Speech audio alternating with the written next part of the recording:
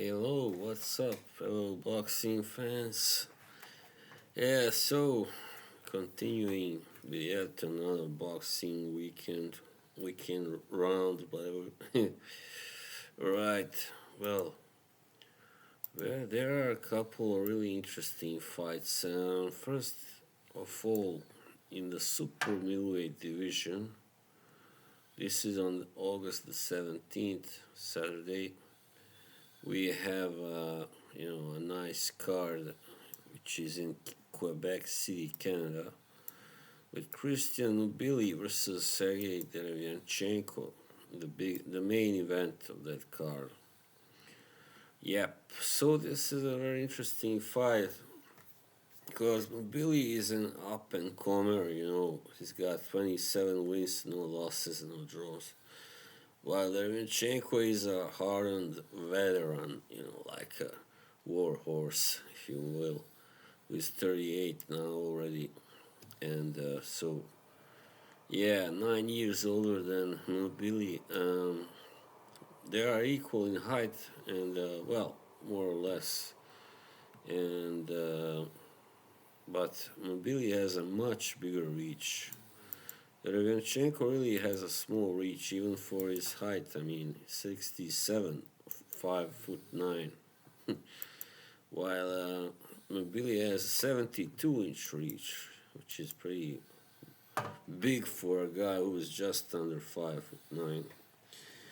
Yeah, so this is, I guess, supposed to be like the big test for Mbilli before he eventually moves up. I mean, goes on to fight someone even bigger name. Yeah, I mean, Derevyanchenko is a guy who hasn't won many, any of the big fights, I guess. But he has given everybody a tough fight, a tough test. And of course, as you may remember, there were quite many that thought that he should have, gotten the nod over Golovkin himself, which is not a small thing. So yeah, he's lost to also Daniel Jacobs, which was a very close fight when he came back in the second half after being first dominated in the first half. And but a knockdown went against him and stuff like that. It was a split decision loss. He also only really lost clearly to Jamal Charlo, even though I haven't seen that fight. I cannot judge whether it was a fair decision. And against Adames, he lost by a close majority decision. I believe he got dropped there. And yeah, so. And then, of course, last year he had a great fight against Jaime Munguia. Yeah, where he was down in the last round, but he hurt Munguia several times, and yeah, it was a great barn burner. So since then, this year he beat Vaughn Alexander on the 20th of April, and by a decision he had him down once. Vaughn Alexander is also quite, judging by his record, more like a journeyman. So maybe the sign that he it may be sleeping, even though Derevyanchenko was never a knockout artist, but he does have quite a few knockouts and TKOs. But still he never was a really that kind of a guy that just knocks out everybody, and he's just a tough guy and a very good, very solid quality opponent for anybody. And Billy, if you look at his road to here, and he last knocked out Mark Heffer in one round in May, which was very impressive, of course. Only 40 seconds even. He also stopped Rowan Murdoch and Damon Nicholson. And shout out to Damon because a friend of mine, Joshua, has interviewed him recently, Joshua Brewer. And then he went the distance against Carlos Gongora, and he also beat Vaughn Alexander. actually on point. So this guy obviously is a tough cookie of all those. And yeah, knocked out Najib Muhammadi. So yeah, he's got a very solid record, but doesn't have a big name there yet. So beating Derevyanchenko, especially if he manages to stop him, which I'm not so sure about if he can, but that definitely be so far his best win, and will give him a bigger fight. Will propel him towards maybe even a title fight, since this will be his 28th fight. When you are 28 and oh, you are bound to get a title shot soon. So yeah, I mean, and he holds the WBC Continental America Super Middleweight title. Has actually been wow, holy crap, been holding it for 3 years almost, and he has made 7 defenses of it. So this is all right. So what I think will happen, this will be a brawl, definitely. Of course, both guys are brawlers, and Mbilli is also a puncher. So there will likely be a knockdown or two here, definitely. Most likely, because Derevyanchenko is now pushing almost 40.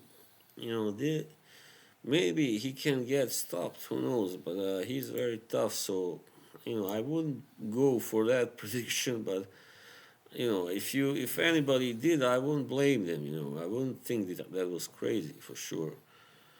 So yeah.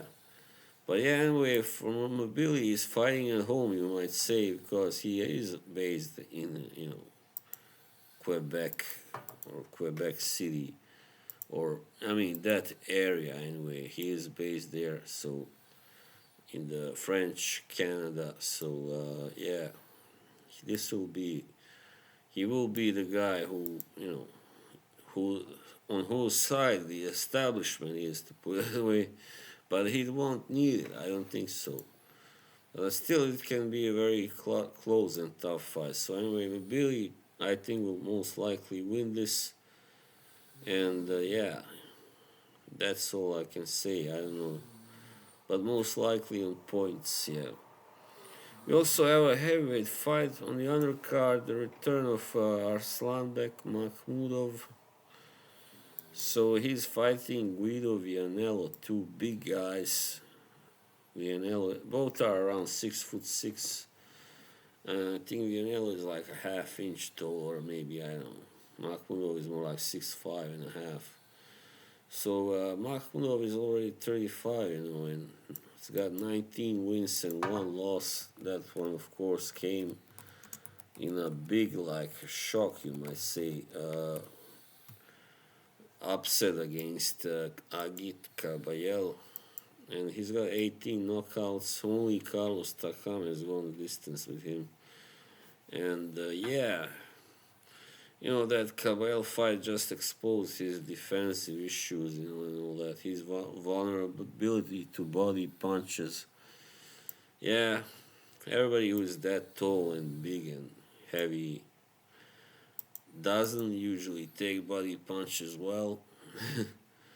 Especially if the opponent can't really punch to the body like Caballero can. So, yeah, Vianello has only got 12 wins and 2 losses already. One draw, I believe. Yeah, but he was surprisingly beaten by Jonathan Rice, a journeyman.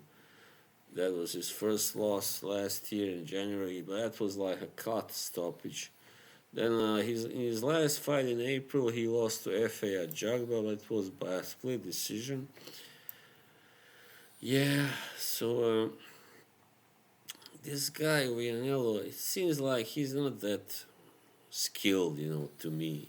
He's just a big, heavy guy, strong. He doesn't even seem to have, well, he did score a first round TKO in also this year against Moses Johnson. But that was most likely a weaker opponent.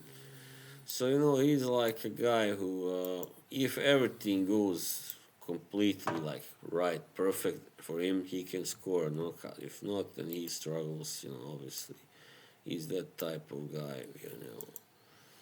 So I would prefer. I think I favor Makhmudov to win here actually, and maybe by knockout. Probably because he's a guy that wins by knockout, knocking out his opponents usually.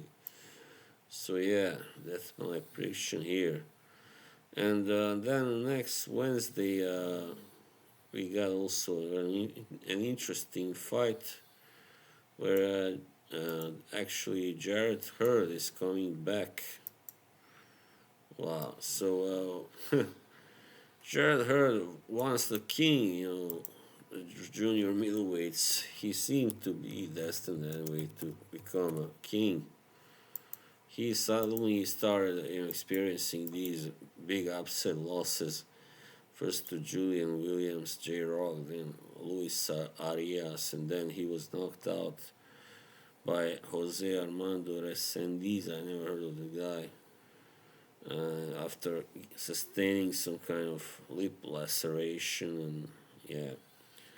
So yeah, I mean, for quite a while he looked really good. I mean, and beat Tony Harrison and Austin Trout and Lara, and yeah. But then that J Rock fight exposed his weaknesses, I guess. And maybe he just wasn't dedicated enough to training. I don't know what the problem was, but he's now 33 and he's fighting also another former, the guy who upset J Rock, Jason Rosario, aka Banana. And Rosario lost to Brian Mendoza by a knockout previously in his second to last fight. And his last fight was in November, so he beat some unknown guy at home in Santo Domingo in TKO, easy fight. So yeah, he was also knocked out by Jermel Charlo, which was a mistake, just accepting such a big fight right after his first big success against Julian Williams. And Erickson Lubin knocked him out also. So yeah, I don't know really. It would seem that this is a fight of damaged goods, let's say. Damaged goods fighters. Yeah, I don't know. It depends, who is the least damaged guy here. I don't know really, but I would probably favor her to win this fight, because he's still the better boxer, better tools, better technician, all that, and stuff like that. So he needs to win this fight in order to keep his career alive. Yeah, so that's what I think. He will win this fight. I don't know, probably on points. Maybe he can score stoppage. I don't know, but that's anyway my assessment. So yeah, that was it for this time. And I'll see you soon, right? Bye.